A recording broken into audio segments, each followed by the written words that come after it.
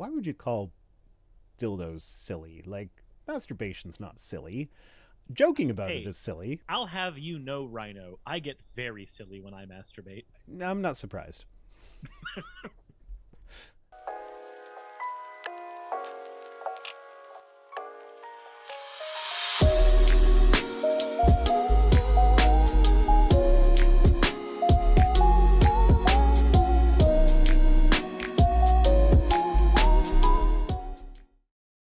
I mean, we're going to start with the dildo. Start with the dildo. Starting with the dildo. So it's not a darting tool. It's a very naughty toy.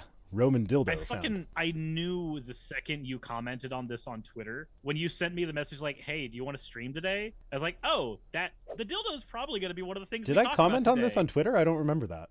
On Twitter, I believe you did. It was you or some. It was you. It was either you or Dr. Josh. It was probably Dr. Josh because I don't remember seeing this on Twitter. Oh, then if it was Josh, I mean, then it's possible. Either way, as soon as I saw that this was in the lineup, I fucking knew it.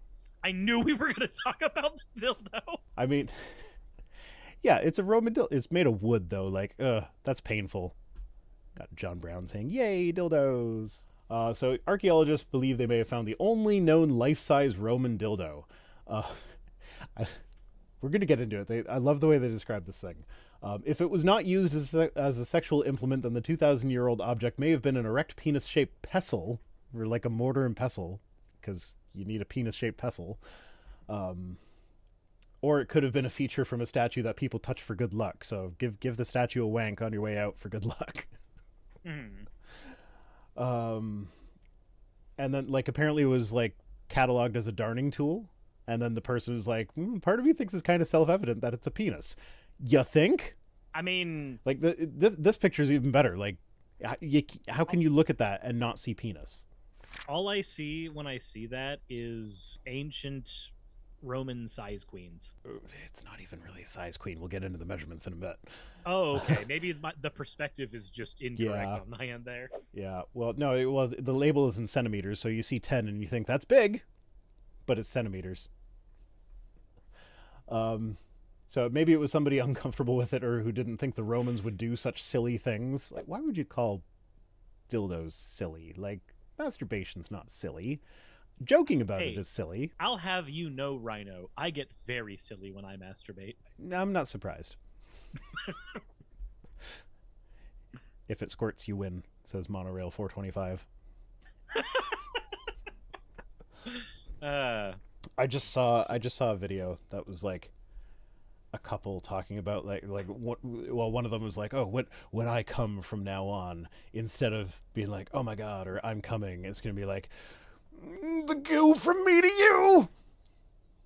And then and they went through like 15 different iterations of just completely ridiculous things like that you could say. It was like my favorite thing.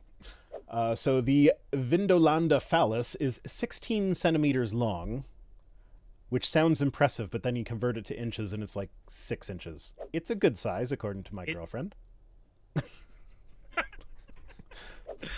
I love the phrasing here, though. It was 16 centimeters long, but researchers say it was probably larger because archaeological wood is prone to shrinkage and warping. So even in archaeology, we are trying to make up excuses for like, oh god, I took a picture of it on an Android camera. That's why it looks smaller. I'm gonna use that sometime. Be like, oh, sorry, my wood is archaeological. It's prone to shrinkage and warping. See, it says so right here in this article. And besides, 16 centimeters, that's a good size. See, look how big that looks.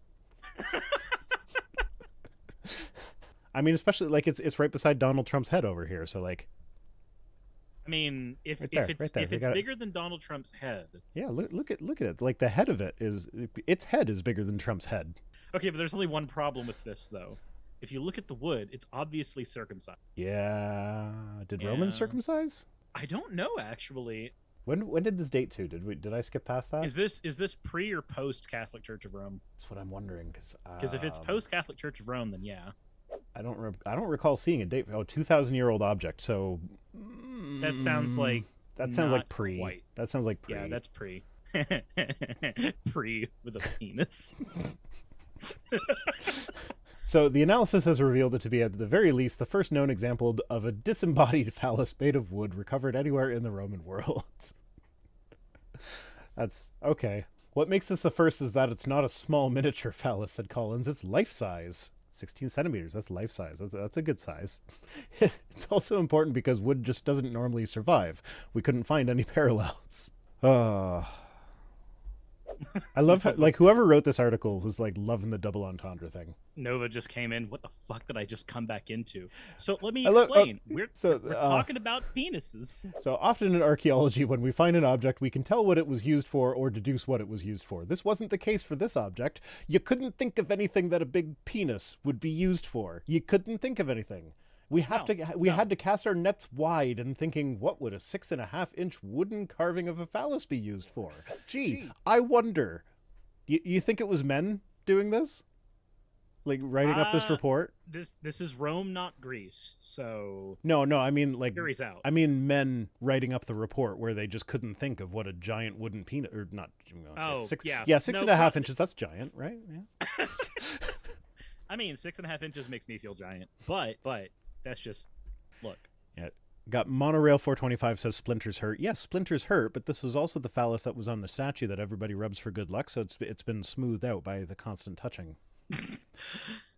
Look, all I can say is, regardless of what this was ever used for, and I couldn't possibly think of a reason that somebody might use this. It's bigger than me, so I mean, hell, they've got that going for them. The analysis showed the Vindolanda phallus had notably smoother ends, indicating it was used for something over a period of time. Yeah, it was. Yep, they're just something. No idea what.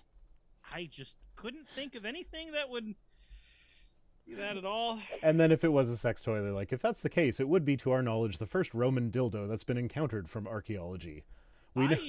We know from Greek and Roman poetry and Greek and Roman art that they've used dildos, but we haven't had any archaeological examples found, which is intriguing in itself. So it's like, we know that they use dildos, so you find a big penis sculpture, and you're like, I don't know what this could be used for. This is like when, what was it? So I was talking with Ocean about something about this, like about a year or two ago, and one of the things he found when he was researching history of ancient cultures a lot is there would be this, there'd be a relic, right? And the relic would look maybe vaguely phallic. Are we talking about the horse penis? This is just a common trend. I know, but he's got a whole video on the horse penis. It could be on the horse penis. That's my favorite video of his. But magical horse penis. Just there was this common trend of trying to find everything that this one, it would be like, look at this idol. This was obviously used in religious ceremonies. Look at it. This was put on the family mantle. This was worshipped by young and old. That is what this was for. And then, like, after a while, other researchers would come in and look at that research and look at it and just go, that's a cock. That's just a phallus. That be a dick. That is not an ancient god we have not discovered any writings of. That is just a dick made of porcelain or made of wood or made of clay. It's whatever you may think it is. It's just a dick. And it was used for the same thing that people use dicks for today. All I'm saying is the sales of cucumbers go up on Valentine's Day. Actually, cucumbers? Yeah.